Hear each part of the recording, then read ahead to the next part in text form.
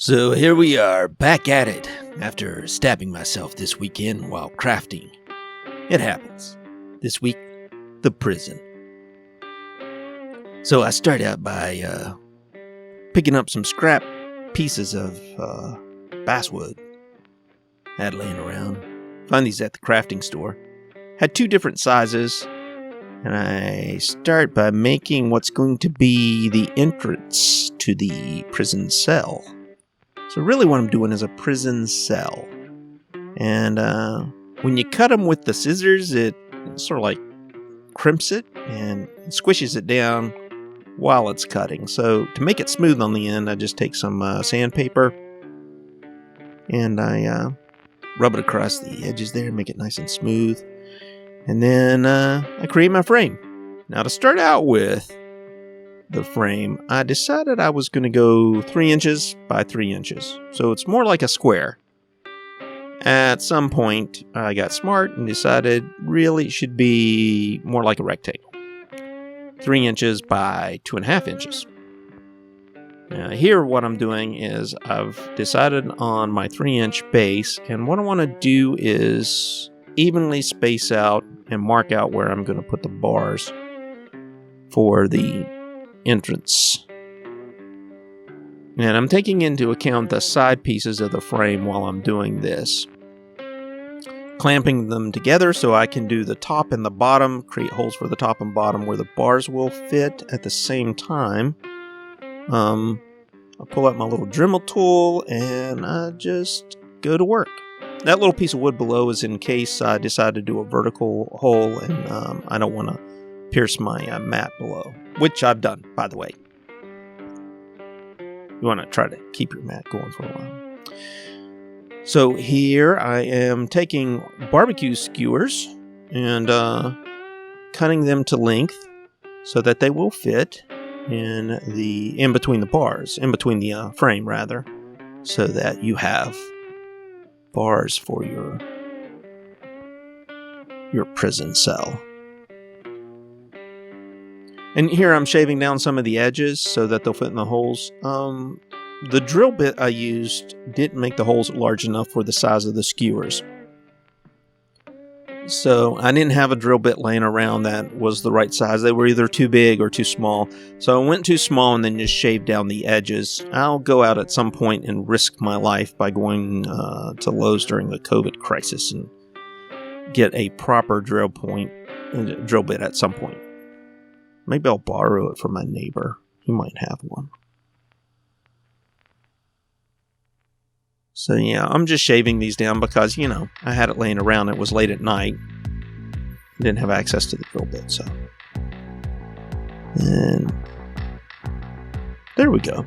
And there we have it. So here's where I decided I was going to make it 2.5 inches. Well, I decided before that, but I measured it out. Cut 2 sides to the length and made sure they were nice and even on either side, and there is pretty much what my prison door will look like.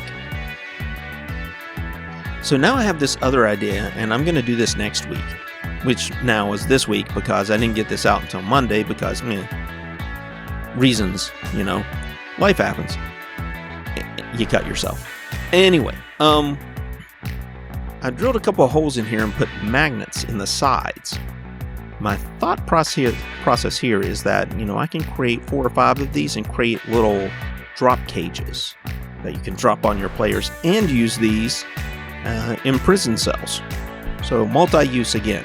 I like multi-use.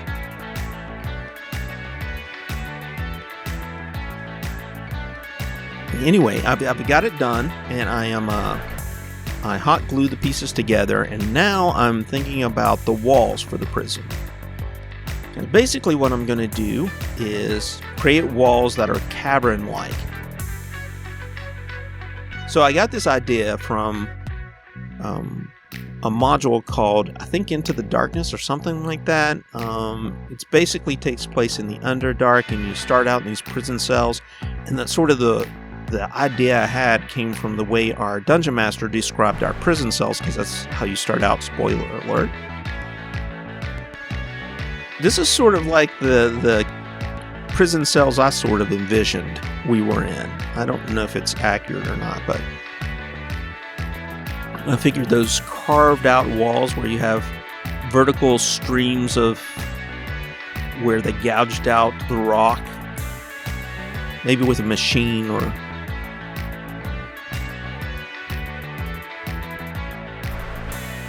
Then on the edge, I went ahead and cut out a section for where I would slide the door in and out. Now, to start out with, these are really tall. And I thought, maybe I want tall things. But the problem with that is when you have it on the table and you want to reach down and put your characters in and take them out, it's harder when the walls are tall. So while I created these tall, I'll go back here in just a little bit. You'll see that I cut them in half and shorten it down and then use the top half of these walls for the left and right sides. Going back, and then I just have to create one more piece for the back wall. Here I am doing the same thing where I'll cut out a sliver of the side where the prison door will slide down. Cut it out a little bit with the X-Acto knife, and there you go. Bob's your uncle. Unless your uncle's not Bob. And here I am measuring out because I want these shorter. So I'm cut them basically in half on both sides, give them about the same distance. And then there's the top part of the walls and the back walls. Now that I've got pretty much my shape figured out, all I have to do is hot glue it all together. And get that on my fingers. I hate that when that happens. Here we go, I'm gouging out another section, which is going to be one of the back walls or the side wall or something. And there we go. Basically, that gives you an idea of what this is going to look like once you get everything glued in place. I cut out some of those pieces I'm not using, and then for those flat sides that didn't have like carvings in them, for the gouging out the wall sides. Gouge those out, clean it up a little bit, and then the next step is going to be Mod Podge. Well, it's going to be Mod Podge until I realize that I didn't add texturing to the walls. And I got to about, right here or so, and then I was like, I forget to add texturing. So I stopped what I was doing, let it dry, and then I went back over it with my aluminum foil, applying like a stone texture to the surface. So with that properly done, I go back and I start adding Mod Podge again to the entire piece. Making sure I get down into all the little cracks and crevices with the Mod Podge. This helps protect the piece, and I get the tops and the bottoms, the insides, the outsides. And just for good measure, I applied it to the bars too. And get all over the sides, the back, the tops, and the bottoms. So once that's done, I'm going to give it a base coat of dark gray. So the dark gray is usually the way I start all of my pieces to keep everything looking consistent. Maybe someday I'll switch it up, but for now I like the dark gray as the first coat, and then I'll do a couple of dry brushings and then a black wash. Here I am finishing up the interior, and then once that's done and dried, I go over it with a light gray with a pretty heavy dry brush, I guess. And you can see it brings out some of the detail there. And then it looks a little bit too bright and a little bit too in your face. But after the black wash, it gets better. Here I'm going back over it with a vanilla or a white.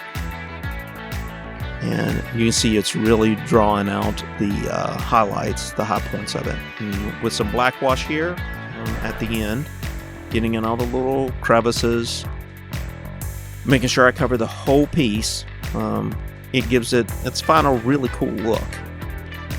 Back to the bars, I decided they needed a little bit more of a rust color or maybe a bronze type color to it to give it maybe rust or a metallic look. So I had some metallic paint, threw it together, and here we go. Throw it around our ogre dude. And that's pretty much it. Nice, quick, easy way to throw together a prison that you can just plop on the table at any point. Anyway, that's it for this week. Thank you so much for checking me out, and give it a thumbs up if you like it, a thumbs down if you don't. Hit the comments down below. Let me know what you think, or if you have some ideas about kind of crafts you'd like to see, let me know there as well. Anyway, I think that's it for now, and until next week, keep crafting and have fun.